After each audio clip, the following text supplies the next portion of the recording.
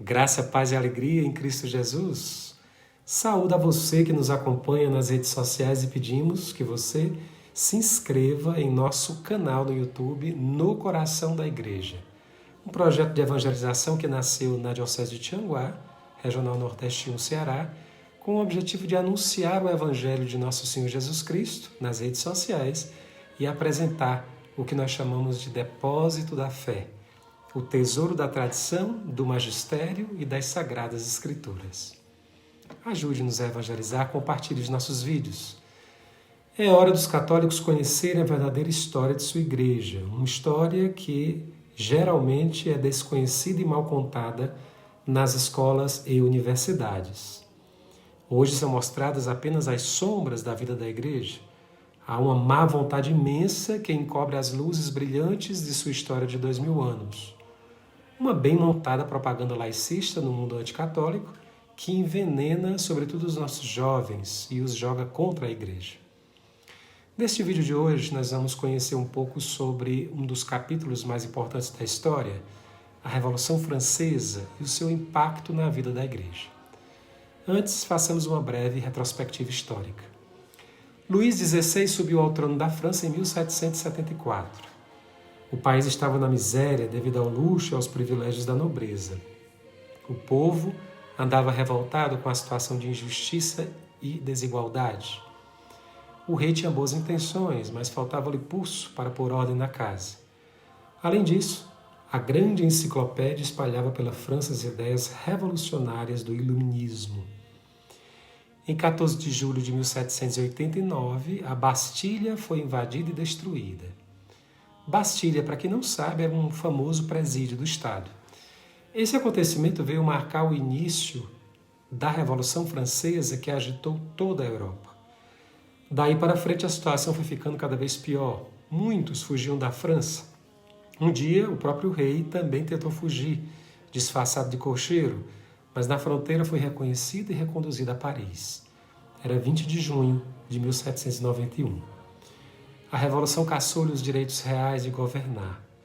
Depois o rei submeteu-se às decisões da Assembleia e foi reposto no trono, mas tendo se negado a assinar os decretos que puniam de morte os fugitivos, foi encarcerado.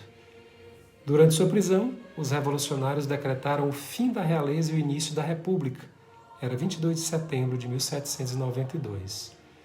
Essa data marcou o começo de uma nova era na França. Os revolucionários da extrema esquerda decretaram: não há crime em tempo de revolução. Começa então o verdadeiro terrorismo. Luís XVI, acusado de traição, foi condenado à morte. Logo depois tiveram a mesma sorte sua esposa, Maria Antonieta, a princesa Isabel, irmã do rei, e o duque de Orleans, que tinha votado pela morte de Luís XVI, seu primo. Aí o sangue correu pavorosamente.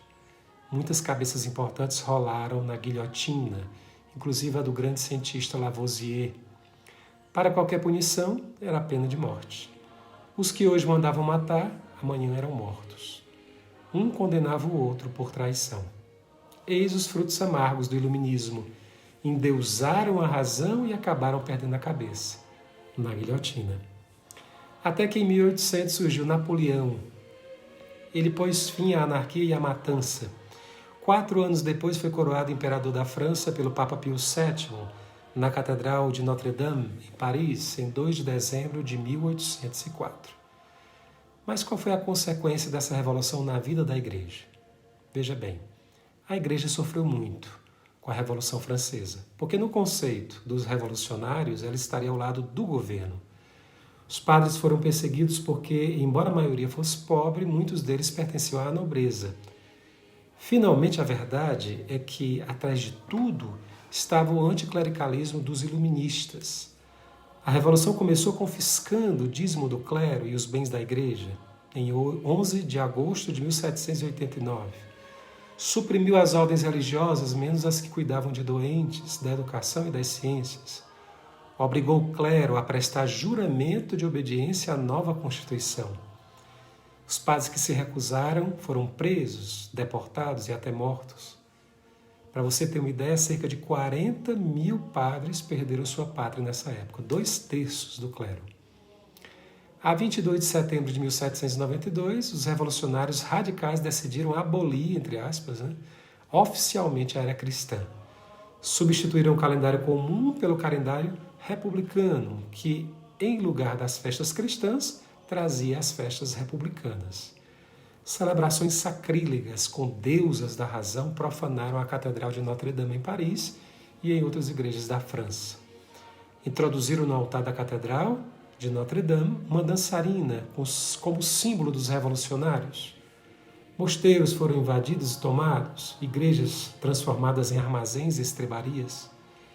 A hostilidade contra a igreja era demais, uma coisa absurda que não podia ser sustentada por muito tempo.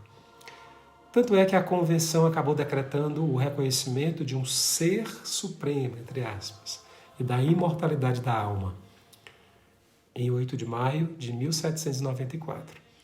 Era, porém, uma declaração vazia, não significava verdadeira fé. Ser supremo é o Deus do deísmo. Na verdade, nada mudou. O governo revolucionário até favoreceu a seita deísta dos teofilantros, talvez na esperança de que ela viesse substituir a igreja. E a matança continuou como antes. Somente com a chegada de Napoleão, as coisas melhoraram um pouco mais para a igreja. Mas a liberdade religiosa dada por Napoleão não significava que ele amasse a igreja. Era apenas uma estratégia política, porque depois ele foi muito hostil ao Papa. Vamos conhecer a história da igreja. Vamos nos lembrar que só podemos amar aquilo que conhecemos. Tudo por Jesus, nada sem Maria.